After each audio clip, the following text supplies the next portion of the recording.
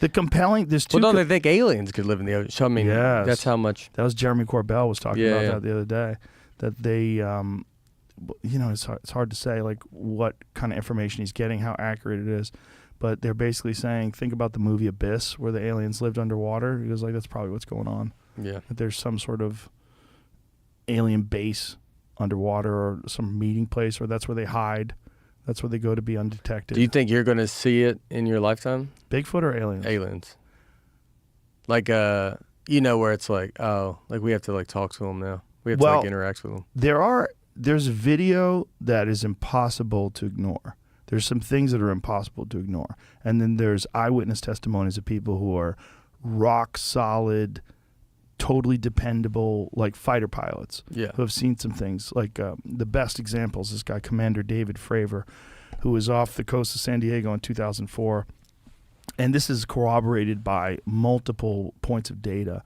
They had this tracking system that tracks things above Earth's atmosphere, and they found this thing went from above 60,000 feet above sea level to 50 feet above sea level in less than a second. They have no idea how it's doing this. They have no idea. There's no method of propulsion that's visible. They followed this thing. They locked onto it. It blocked their radar. It blocked their tracking systems, rather. And then it jetted off at an impossible rate of speed. And then the Nimitz relocated this thing at their cat point. The cat point is where the fighter pilots, when they're doing this test, they're doing this exercise, they were supposed to meet at this very specific point. And that's where this thing had gone. Like this thing had read their manifest and knew, like, or read their plans and knew where they were going. What's wild? That is way more compelling to me than Bigfoot. The Bigfoot thing is just fun, but the alien thing is fun and likely. There's something going on. And so I go back and forth. Sometimes I think maybe it's some sort of government drone that's like so sophisticated and it's totally top secret. And if we ever go to war with China, that's when they're going to break it out. And then sometimes I think what they are is something that's monitoring us and making sure we don't blow ourselves up, making sure that we make this journey from territorial apes with thermonuclear weapons into some sort of an advanced intergalactic society, and that there's a very crucial moment where the instincts of these tribal people, which is all of us, all human beings, are these tribal territorial people, where you have to keep them from sabotaging any possible future progress by blowing themselves up, by killing each other, by what if we talk to them and then when you say that they go, yeah, that was it.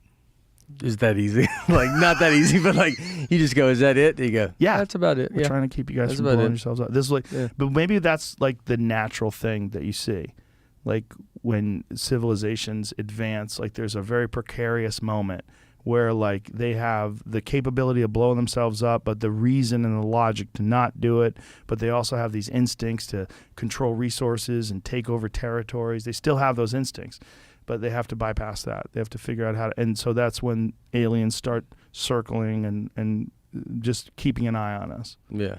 That's the primary. I mean, that's what you would hope, right? Instead of like them attacking us. Yes. Because then so. I think if they were going to attack us, they would have already done it. Like if they really could do all those things, they could probably take out our power grid pretty easy. Apparently, the stories are that they're able to shut down nuclear launches and nuclear facilities, and that they do that, and they hover over military bases, and that they just shut everything down just to let you know, hey, bitch, I can just flip that switch. So don't get too fucking squirrely out there. That's so crazy. It's a technology to basically make it harder for radars to see you.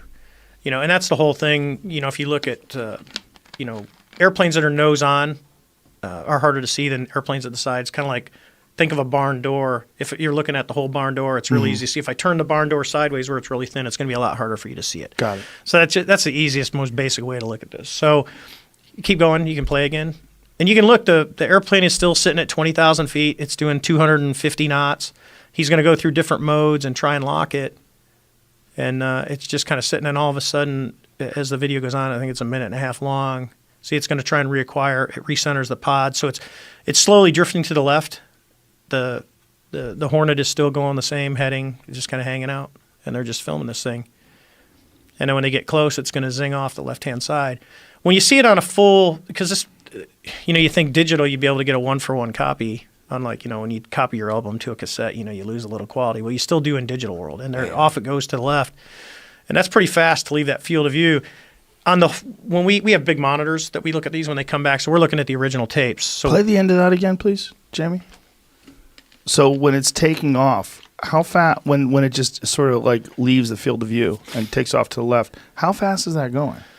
I would say pretty fast. It's an estimate. If we had ranging, you could obviously do the triangle and go, hey, because we know how big the field of view is. But for something to leave the field of view that fast with the pod just staring is pretty fast. I mean, it's like out of here. Like nothing that we have? No, because we can't. I don't care what airplane is. So let's just use the F-22 Raptor. That's probably it's probably the best airplane in the world right now, performance-wise.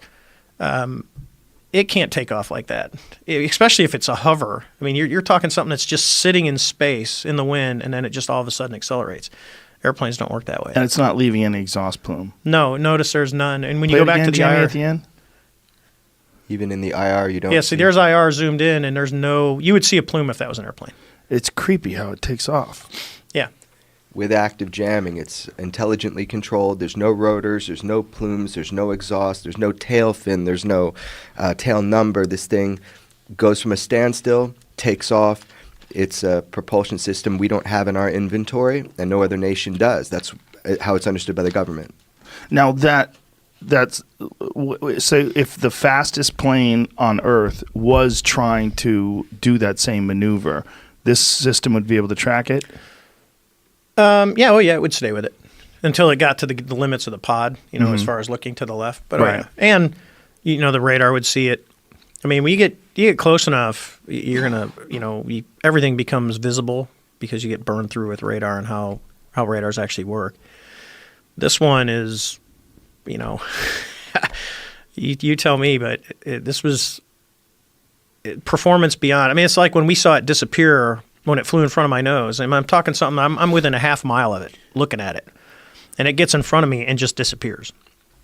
So we'll just go to something that everyone knows is fast. Let's just say SR-71 that's doing Mach 3. The visibility is 50 miles. So even at 35 miles a minute, I'm going to be able to see this thing turn into a little dot as it goes off into the horizon for probably a minute. The thing that we saw disappeared in a second. Just gone. And that's from two different angles. Remember, the other airplane's 8,000 feet above me because we get close to it at about 12,000 feet. So the other airplane's above me looking down, and when it disappeared, I said, "Do you guys see it?" And they said, "No, it's gone."